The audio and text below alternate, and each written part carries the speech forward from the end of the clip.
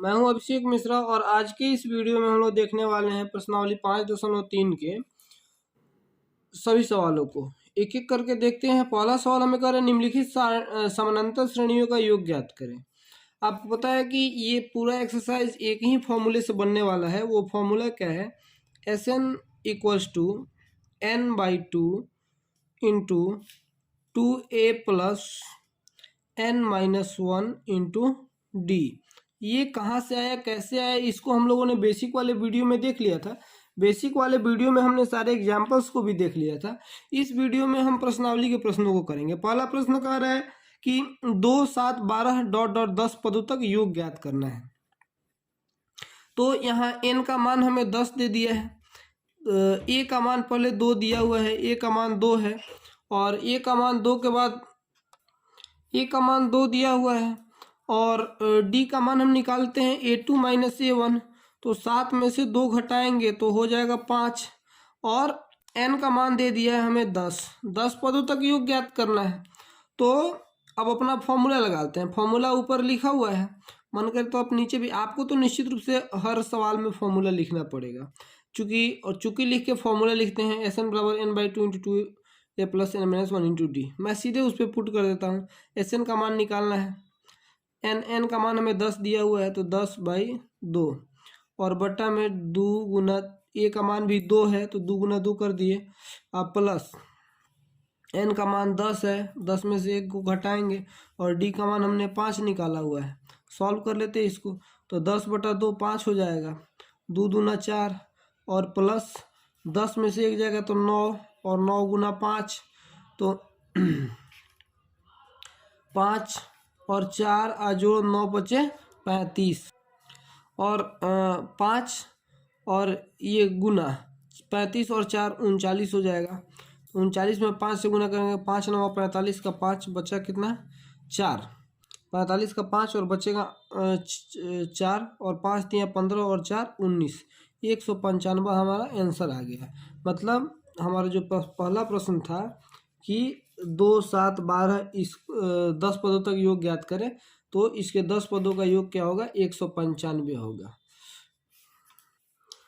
दूसरे प्रश्न में हमें दिया हुआ है कि a का मान -37 है और d निकालेंगे तो -33 में से -37 घटाएंगे तो माइनस माइनस प्लस हो गया 4 हो जाएगा और n का मान दिया है 12 पदों तक योग ज्ञात करना है।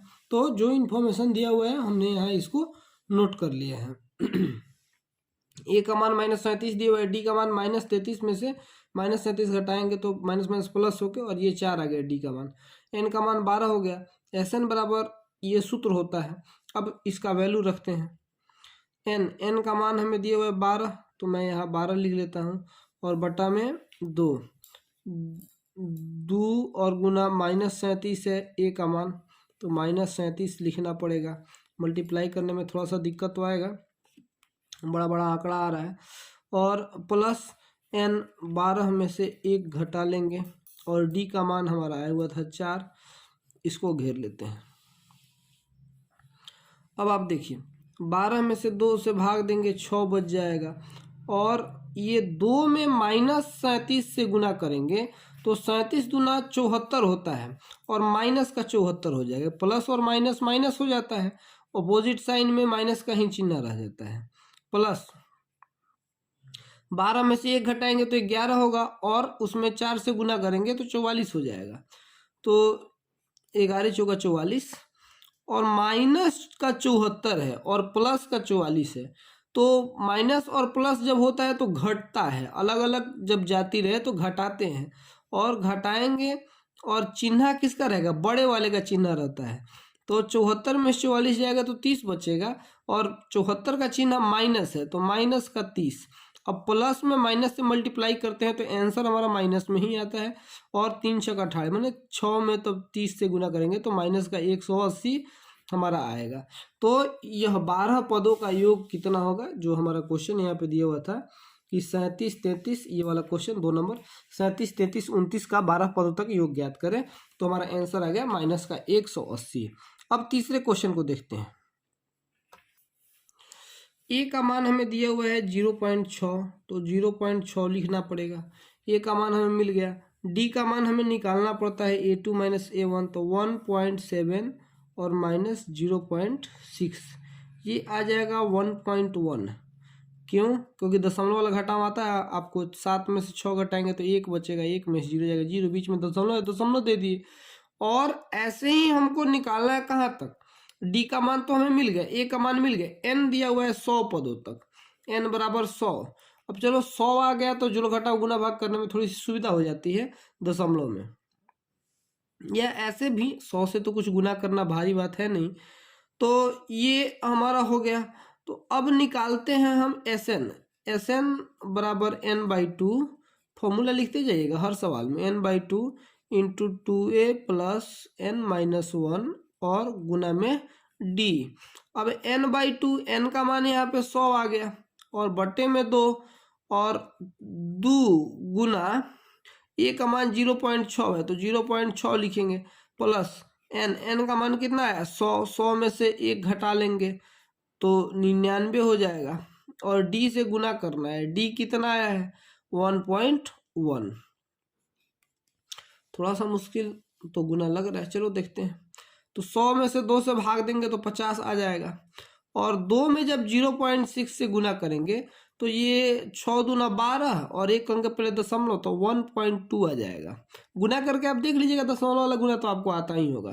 प्लस 100 में से 1 घटा लेंगे तो 99 होगा और 99 में जब 11 से गुना करेंगे तो यहाँ हम कर लेते हैं साइड में, 99 में जब 11 से गुना करेंगे तो 11 9 99 का 9 बचा 1 9 और 11 9 99 और 9 कितना हुआ 108, तो ये 1089 आएगा। ये रफ है, ये आपको लिखना नहीं है, 1089 और ये 1 अंक पहले दशमलव है तो 1 अंक पहले दशमलव लगा देंगे। अब जोड़ते हैं तो 50 अगुना 2 और 9 11 का 1 बचा 1 और 1 और 8 9 और 1 10 का 0 बचा 1 2 9 11 का 1 2 और 8 10 का 0 बचा 1 और 1 और यहाँ भी 1 अंक पहले दशमलव है, 1 अंक पहले दशमलव लगा देंगे। अब 50 इसमें मल्टीप्लाई करते हैं तो 5 एकम 5 और 5 0 0 और 5 एकम 5 और 5 एकम 5, एगो 0 है तो एगो 0 लास्ट में डालेंगे, 1 अंक पर दशमलव 1 अंक पर दशमलव लगा दें, दशमलव के बाद 0 का कोई वैल्यू होता नहीं है तो हमारा आएगा 5505। आप आंसर देख लीजिए, अगर सही हो तो ठीक है, गलती हो तो कैलकुलेशन में कहीं गलती हुआ हो, क्योंकि प्रोसेस सही है, इसी प्रोसेस से आप ट्राई कर लीजिएगा। और आंसर गलत भी आया तो ऐसे देख लीजिएगा सही है गलत है। चौथा प्रश्न में हमें ए दिया हुआ है, वो लिखते हैं ए का मान दिया हुआ है 1/15। डी का मान हमें निकालना पड़ेगा 1/12 माइनस 1/15, A2 माइनस A1।